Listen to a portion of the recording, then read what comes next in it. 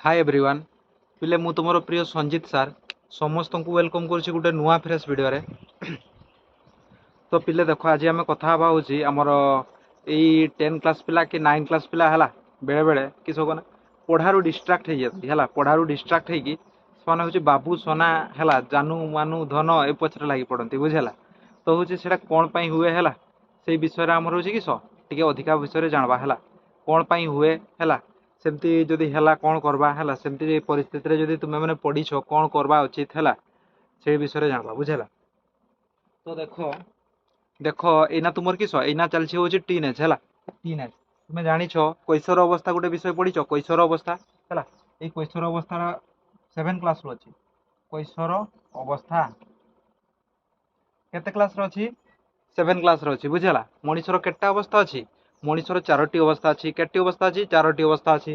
Fast हूँ बाल्य अवस्था है बाल्य तापर किस कैशोर तापर किस कैशोर तापर हूँ थर्ड हूँ युव तापर हूँ वृद्ध है मनीषर 4टी अवस्था अच्छी मनीषर 4टी अवस्था अच्छी 4टी हूँ किस किस बाल्य अवस्था तापर हूँ किस अवस्था कैशोर अवस्था तापर हूँ किस युव अवस्था तापर हूँ वृद्ध अवस्था है।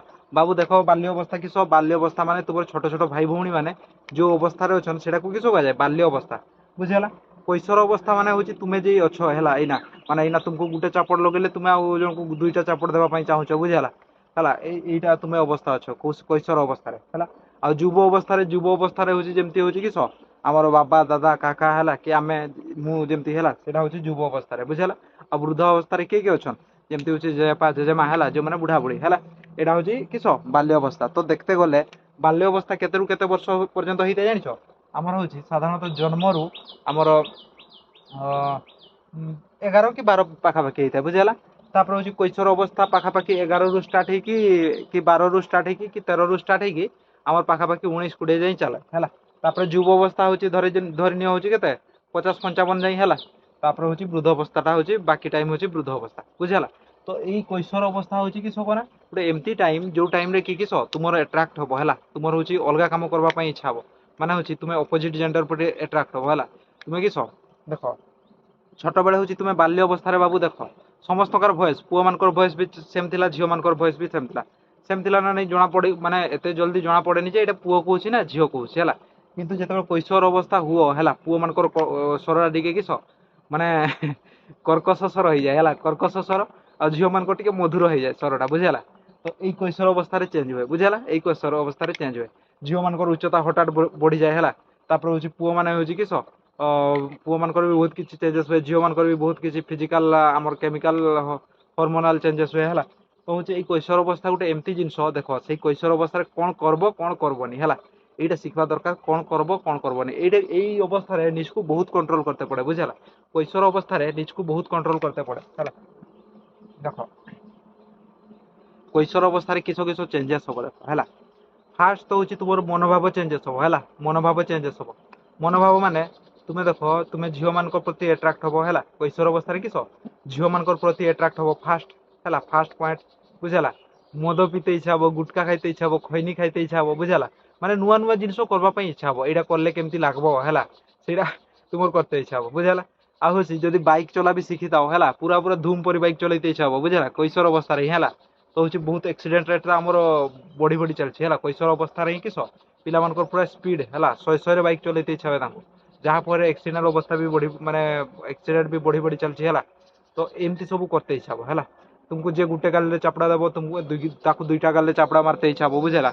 गांधीजी की जमी कहते ना गोटे गाल चापड़ा देले आउ गोटे गाल देखेब कितु हूँ तुम्हें अपोजिट हो कैशोर अवस्था बुझेगा। सब एका रही इच्छा हम मोबाइल देखते इच्छा हम है आ बेसी भोक भी लगब बुझेगा। तो देख आम बेसी टपिक विषय कथा हबानी आमर खाली किस मेन प्रोब्लेम स्टूडेंट मान मेन प्रोब्लेम विषय कथा कि सर सार मत गोटे झील पसंद आसी बुझेगा। तो सीटा माने लवटा ये टाइप करवा उचित ना नुह है यहाँ माने ठीक ना भूल है से विषय कथा देख है देख मुझे तार बेनिफिट भी कहीदे है आउ तार या भी कहीदे मेरिट भी कहे डिमेरिट भी कहे है धरा जाऊ बाबू है एना नवम श्रेणी अच्छ बुझेगा कि 10म श्रेणी अच्छ है गीतटा गोटे शुणीच ना नहीं नवम श्रेणी झीटा है सेमती शुणीदेव से गीतटा भी गाँव तुम्हें है कितु हूँ देख তার ডিমেরিট হଉଛି ତୁମେ ଯଦି ସେଇ ଲୋଭ ଚକରେ ପଡିଗଲ ହେଲା, ଲୋଭ ଚକରେ ପଡିଗଲ, ডিমেরিট ଟା କହିଦଉଛି ডিমেরিট ହେଲା। ডিমেরিট କିସ ମାନେ ଯଦି ଲୋଭ ଚକରେ ପଡିଗଲ ହେଲା, ତୁମେ ସ୍କୁଲ ଯିବ, ରେଗୁଲାର ସ୍କୁଲ ଯିବ ବୁଝିହେଲା, କିନ୍ତୁ ହଉଛି ପାଠ ପଢବା ପାଇଁ ନୁହଁ ହେଲା, ପାଠ ପଢବା ପାଇଁ ନୁହଁ ହେଲା, ବଦମାସି କରିବା ପାଇଁ ବୁଝିହେଲା, ବଦମାସି କରିବା ପାଇଁ ହେଲା। ତା ମାନେ ହଉଛି ତୁମର ପାଠରୁ ପୁରା ଡିଷ୍ଟ୍ରାକ୍ସନ କରିଦେଇଛ ହେଲା, ପାଠରୁ ପୁରା ହଉଛି ମନ ହଟି ଯାଇଛି ହେଲା, ମାନେ ପାଠ ହବନି, ପାଠ ହବନି ବୁଝିହେଲା, ডিমেরিট କହୁଛି ହେଲା। ଯଦି ତୁମେ ଲୋଭ ଚକରେ ପଡିଗଲ କିସ ডিমেরিট, ପାଠ ହବନି। ଆଉ ଯଦି ହଉଛି ସେକେଣ୍ଡ ସେକେଣ୍ଡ ହଉଛି ତୁମେ সময়ଟାକୁ ଅଯଥା ନଷ୍ଟ করব ବୁଝିହେଲା, সময়ଟାକୁ ଅଯଥା ନଷ୍ଟ করব। ଅଯଥା ମାନେ ହଉଛି ଅଧିକା, ଏଇନା ତ ମୋବାଇଲ ବାହାରିଗଲା ନା ହେଲା, ଅଧିକା ମୋବାଇଲ ବାହାରିଗଲା, ଅଧିକାଂଶ ଏଇନା ମୋବାଇଲ ଧରୁଛ ହେଲା। ତେବେ ହଉଛି ତୁମେ ଯଦି ଲୋଭ ଚକରେ ପଡିଗଲ, ତେବେ କିସ করব ଜାଣିଛ, ମୋବାଇଲରେ ସବୁବେଳେ ଲାଗି ରହିଥିବ, ଇନଷ୍ଟା, ଫେସବୁକ୍, ହ୍ୱାଟ୍ସଆପ୍ ଏଗୁଡାରେ ପୁରା ଯାତ୍ରା କରିଦେଇଥିବ ହେଲା।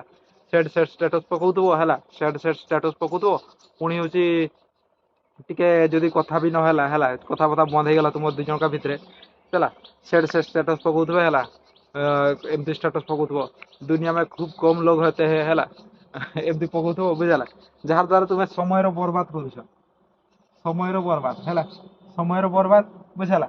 ତୁମେ ସମୟ ଯଦି ଆଜି ବର୍ବାଦ କରୁଛ ହେଲା, କିଛି ସମୟ କିଛି ଦିନ ପରେ ଆସିବ, ସମୟ ତୁମକୁ ବର୍ବାଦ କରିଦେବ ବୁଝିହେଲା, ସେକେଣ୍ଡ ଡିମେରିଟ୍ ହେଲା। ତାପରେ ପର ଡିମେରିଟ୍ ହଉଛି ଭୋକ, ଭୋକ ଶୋଷ ଭୁଲିଯିବ ହେଲା। ଯଦି ଏଇ ଚକରେ ପଡିଲ ହେଲା, ଲୋଭ ଚକରେ ପଡିଲ, ଭୋକ ଶୋଷ ଦିନ ରାତି ଭୁଲିଯିବ ବୁଝିହେଲା, ସବୁ ଭୁଲିଯିବ ହେଲା। ଖାଲି ହଉଛି କିସ, ଖାଲି ମନେ ଥିବ ତୁମର ହଉଛି ସିଏ ମନେ ଥିବ ବୁଝିହେଲା, ଭୋକ ଶୋଷ ଲାଗିବନି ହେଲା, ଭୋକ ଶୋଷ ଲାଗିବନି। କହିଛି କୈଶୋର ଅବସ୍ଥାରେ ହଉଛି ଭୋକ ଶୋଷ ଲାଗେ ହେଲା। ଆଉ ଯଦି କୈଶୋର ଅବସ୍ଥାରେ ତୁମର ଫିଜିକାଲ ଚେଞ୍ଜେସ୍ ହଉଥିବ, ମାନେ ବଡି ହଉଛି କିସ, ମାନେ ଗ୍ରୋଥ ହଉଥିବ, ଯଦି ତୁମେ ସେତେବେଳେ ହଉଛି ଭୋକ ଶୋଷ ଭୁଲି ଯାଉ ଝିଅର ପଛରେ ପଡିକି, ତେବେ ହଉଛି ନିହାତି ତୁମର ହଉଛି ଶରୀରର କିସ ହୁଏ, ଶରୀରର ନିହାତି ହଉଛି କ୍ଷୟକ୍ଷତି ହବ, ବା ହଉଛି ଦୁର୍ବଳ ହେଇଯିବ ବୁଝିହେଲା। ଏଗୁଡା ହଉଛି ଡିମେରିଟ୍। ତେବେ ହଉଛି ମେରିଟ୍, ମେରିଟ୍ ହଉଛି କିସ, ମେରିଟ୍ ବି ଅଛି ହେଲା, ମେରିଟ୍ ବି ଅଛି। ଦେଖ ମେରିଟ୍ ଅଛି, ଯଦି ତୁମର ଭାଗ୍ୟ ଥାଏ ହେଲା, ଯଦି ତୁମର ଭାଗ୍ୟ ଥାଏ ତମେ ପରଫେକ୍ଟ ପାର୍ଟନର ବି ପାଇପାର ହେଲା।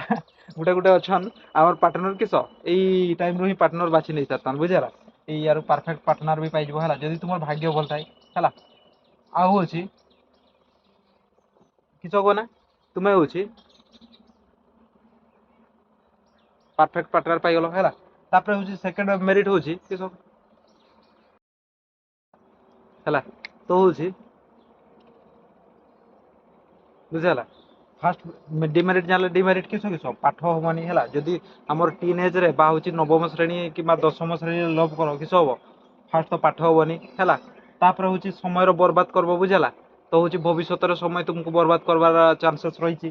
तापर भोक शोष भूली है, भोक शोष भूली गले हूँ किस तुमको ऑक्सीजन रू भी सी इंपोर्टाट लगे बुझेगा, भोक शोष भूली तेबे हूँ किस हम ना भोक शोष भूली द्वारा हूँ तुम जिते बॉडीटा ग्रोथ होता ना रे पिले है, भोक तो खाऊन है जहाँफल बॉडीटा दुर्बल हो। मेरिट मेरिट हूँ किस ना, जदि तुम्हें हूँ टीनेज रे जदि परफेक्ट लव पाइगल है, परफेक्ट लव पाइगल तेबे तुम हूँ लाइफ चेंजेस होगा बुझेगा। परफेक्ट लव माने हूँ तुम्हें हूँ या किस तुमर निजर कैरियर को बनवा सहित किस निजर लव लाइफ को बनईदेला है। आज भविष्य में कष्ट करने पड़वानी तुम बापा माँ को है कि हूँ तुमको भी कष्ट करते पड़वानी है जदि आम यार पाइगल है।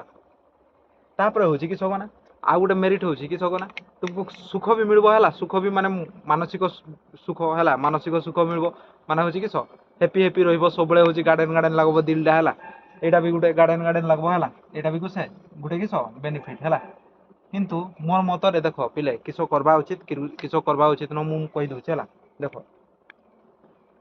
तुम्हें हूँ इना हूँ किस जो अवस्था अच्छ से अवस्था हूँ बहुत किसी हूँ किस आमर चेंजेस हुए हॉर्मोनाल कि आम फिजिकल है, जहाँ फल हूँ यहाँ हूँ गोटे अट्राक्शन बुझेगा, यहाँ हूँ किस अट्राक्शन माने हूँ ओनली अट्राक्शन बुझेगा, सेटा भी मेंटाली नुह है, मेंटाली नुह बास खाली है, मेंटाली हो कि जहाँ हो बुझेगा, फिजिकाली कि मेंटाली हो जहाँ भी गोटे अट्राक्शन बुझेगा। एना जो तुम्हें मैंने लव लव हो ना है, ये मोर बाबू ये मोर सोना बुझेगा, यहाँ गोटे किस हूँ अट्राक्शन है।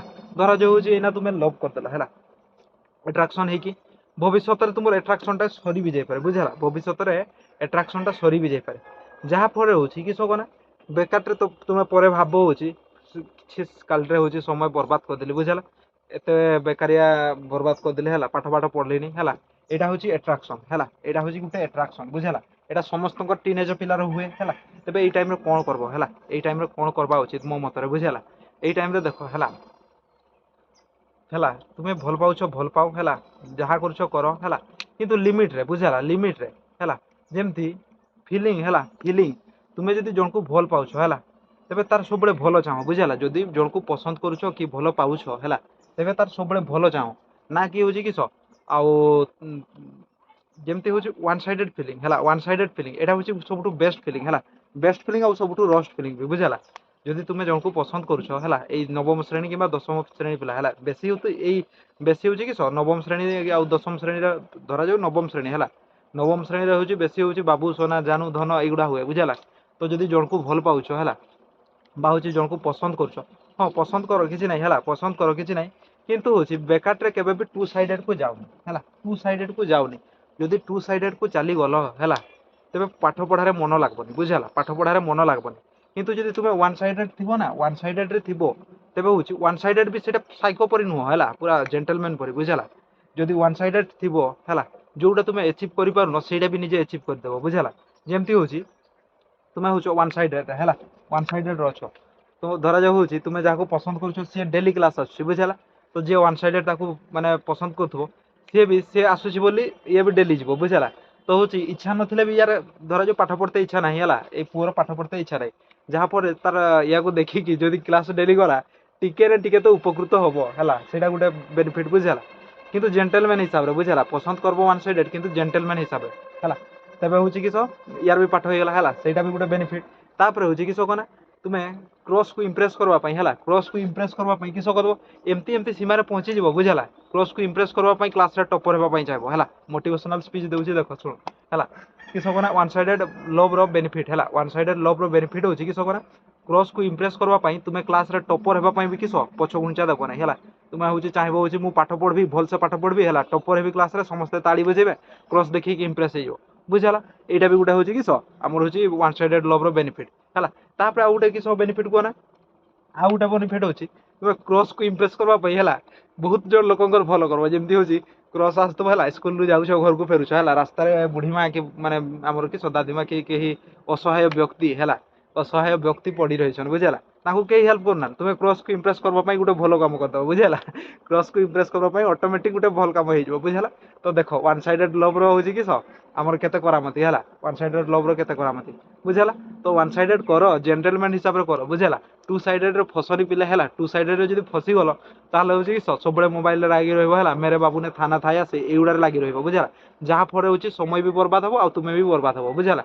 ତୁମ ପାଠ ଫାଠ ତ ଯିବ ହେଲା, ଆଉ ତୁମେ ବି ବର୍ବାଦ ହବ, ଭବିଷ୍ୟତରେ କହିବ ଇସ୍ ବେକାରଟା ଖାଲିରେ ଏଇଗୁଡା କେନେ ପଡିଲି ହେଲା, ଏମିତି ହବ ବୁଝିହେଲା। ତ ହଉଛି ଏଇ ଟାଇମଟା ହଉଛି କି ଲଭ୍ ପ୍ରତି ଆଟ୍ରାକ୍ସନ ହେବା ଟାଇମ ହେଲା, ଲଭ୍ ପ୍ରତି ସମସ୍ତେ ଆଟ୍ରାକ୍ସନ ହବ ହେଲା।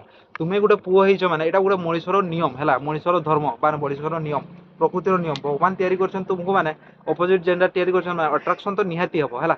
କିନ୍ତୁ ନିଜକୁ କଣ୍ଟ୍ରୋଲ କର ବୁଝିହେଲା, ନିଜକୁ କଣ୍ଟ୍ରୋଲ କର, ତୁମର ଲଭ୍ ଟାକୁ ୱାନ୍ ସାଇଡେଡ୍ ରଖ ହେଲା, ଯାହା ଦ୍ୱାରା ହଉଛି ତୁମର ବି ଭଲ ହବ, ତାର ବି ଭଲ ହବ, ପୁରା ଦୁନିଆର ଭଲ ହବ ବୁଝିହେଲା।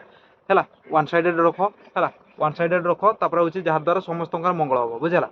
ଆଉ ହଉଛି ଜେଣ୍ଟଲମ୍ୟାନ ହିସାବରେ ୱାନ୍ ସାଇଡେଡ୍ ଲଭ୍ କରବ ହେଲା, ବେଳେ ବେଳେ ଏମିତି ଗୋଟେ ପାଗଳ ଥାନ୍ତି ହେଲା, ୱାନ୍ ସାଇଡେଡ୍ ଲଭ୍ ହେଲା, ମାନେ ହଉଛି ସେଟା ଭଲ ନୁହେଁ ହେଲା, ୱାନ୍ ସାଇଡେଡ୍ ରଖ ହେଲା ଜେଣ୍ଟଲମ୍ୟାନ ହିସାବରେ ବୁଝିହେଲା, ଯାହା ଦ୍ୱାରା ହଉଛି ପୁରା ଦୁନିଆର ମଙ୍ଗଳ ହବ ବୁଝିହେଲା।